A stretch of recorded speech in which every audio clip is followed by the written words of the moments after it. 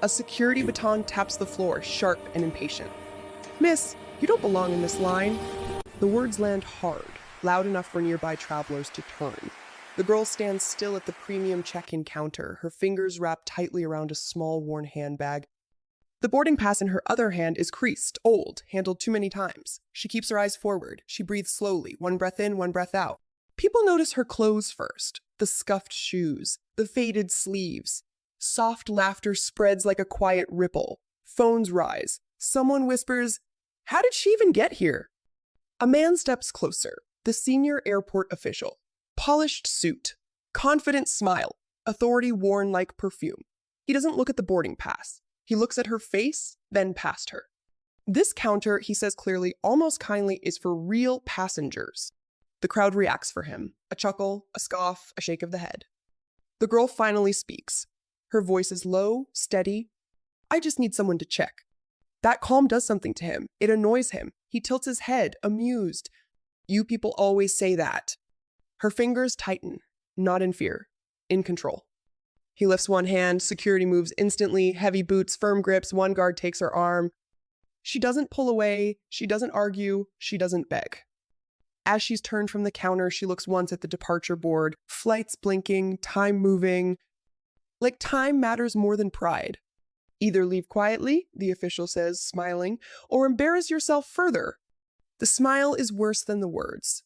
It tells everyone this is entertainment now. He gestures with two fingers and the guards move her again. Not out yet, just away. From one counter to another like a problem being passed along. No one really looks at the screen. No one types more than a second. A counter agent barely hides her irritation. "This isn't a charity desk," she mutters, loud enough for others to hear. The girl lowers her eyes. She takes a half step back. Her voice comes out soft, careful. "I'm working with limited time." That single sentence snaps the room. A man in a blazer laughs. "Hear that," he says to no one. "Important." Phones tilt closer. Red lights blink. Someone zooms in on her face. The senior official folds his arms, enjoying it now. "If you had real business here," he says, "you'd look like it." The words land heavy. For the first time, her grip loosens on the bag, just a little. She glances toward the exit. Not fear, calculation. Leaving would end this. Staying would cost her more. Security steps closer. One guard speaks low. "Ma'am, we're escorting you out." She nods once, almost. Then the screens above them flicker. Flights blink. Names vanish. A low alert chime rolls through the terminal. The laughter dies first. Everyone looks up. "She doesn't need power," the man in the dark suit said quietly.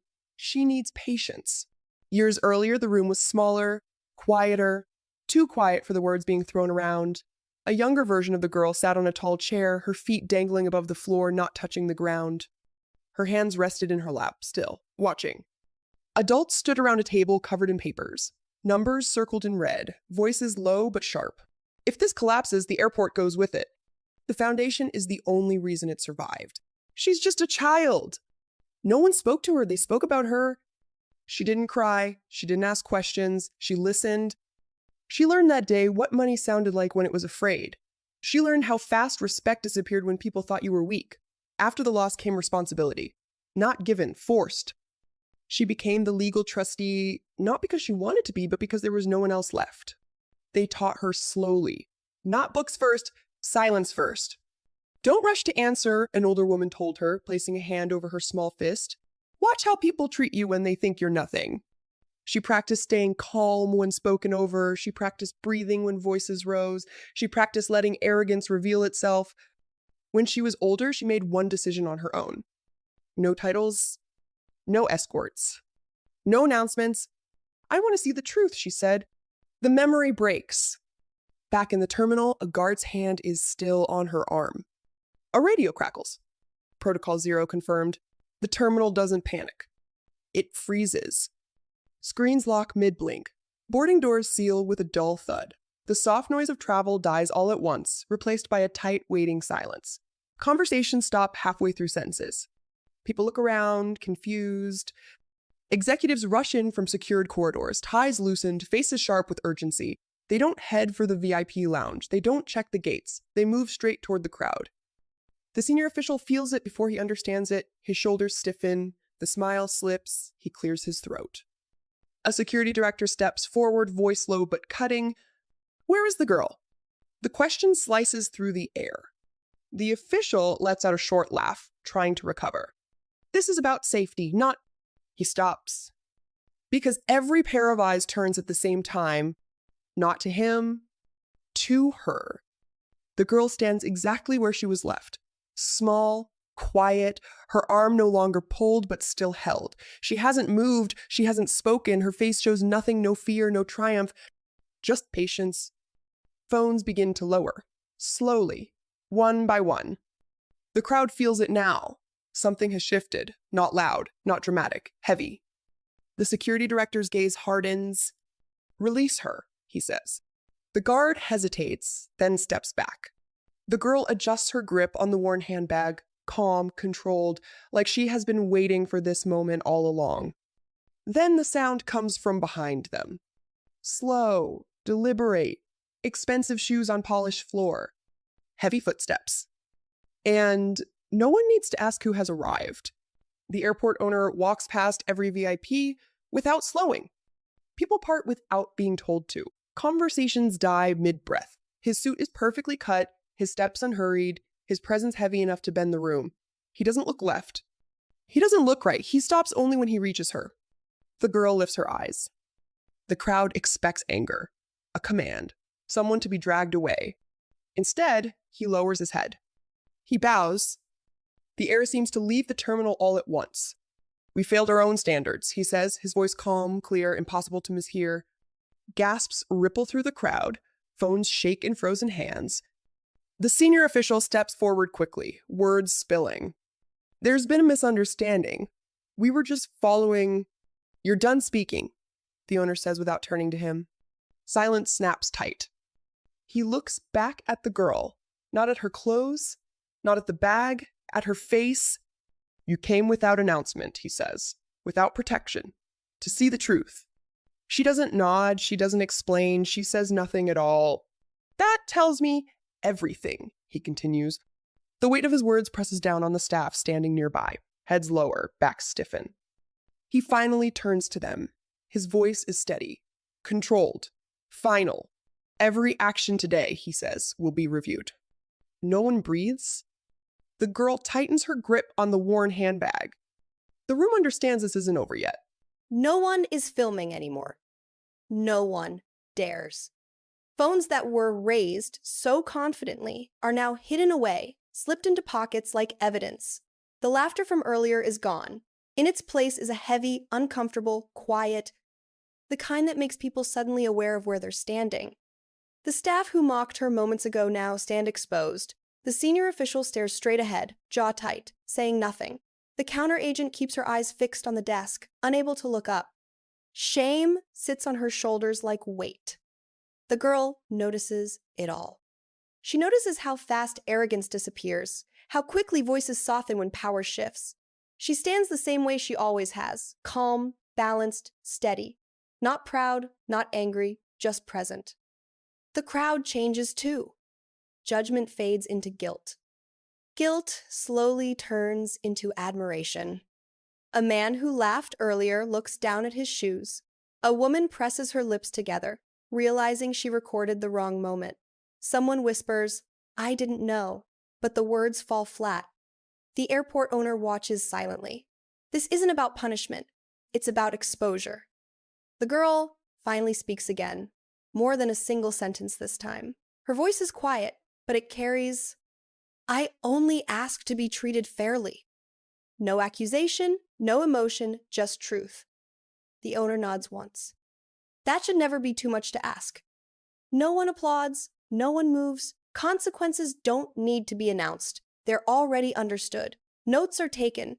Names are remembered. The silence does the work. The girl reaches for the counter. She picks up her worn handbag, adjusts the strap on her shoulder, and turns toward the gates. She's still traveling. And everyone knows this moment will travel too. The plane departs on time. That alone feels strange after everything that just happened. Engines hum, the cabin lights dim. Outside the window, the airport slowly pulls away, shrinking into lines and lights. The girl is already seated. Middle row, window seat. Her worn handbag rests on her lap. She isn't looking back at the terminal. She isn't looking for anyone's reaction. Her eyes are fixed on the sky ahead, calm, unreadable. Down below, the story begins to spread. Clips circulate. Short ones, cropped ones. Headlines form quickly, but without her name. Airport owner bows to young girl. Shocking moment at international terminal. Cameras search for her, but she is gone. Inside the airport, things move differently now. Quiet meetings, closed doors, procedures rewritten, training schedules updated. Words like dignity, protocol, and accountability appear where they hadn't before. The senior official doesn't give a press statement. He doesn't need to. Invitations stop arriving. Calls go unanswered. His authority fades, not with noise, but with absence. The kind that follows you everywhere. At his office desk, untouched papers sit neatly stacked.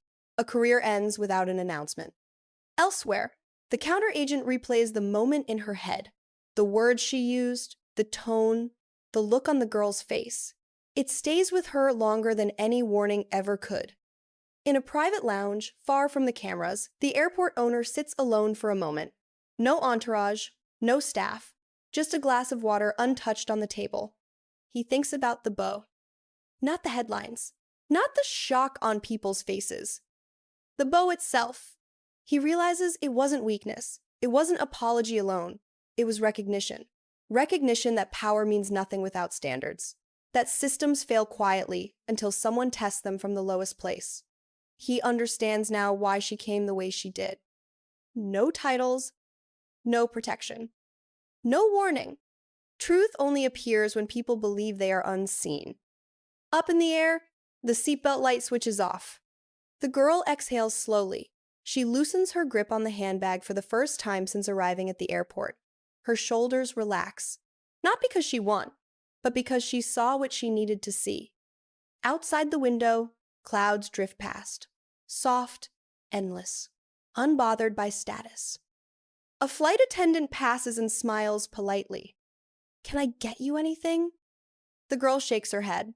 "I'm fine," she says. 2 simple words. Enough. No one on the plane knows who she is, and that's exactly how she wants it. The world below will argue about the moment. Some will praise the owner, some will blame the staff, some will miss the point entirely. But the truth is simpler. True authority doesn't announce itself. It doesn't shout. It doesn't humiliate to feel tall. Dignity doesn't wear uniforms. It doesn't depend on wealth. It doesn't need permission. Respect is only revealed after power is tested. The plane climbs higher, breaking through the clouds into open blue. Some people bow to money. Some bow to titles. But the rarest bow is to character.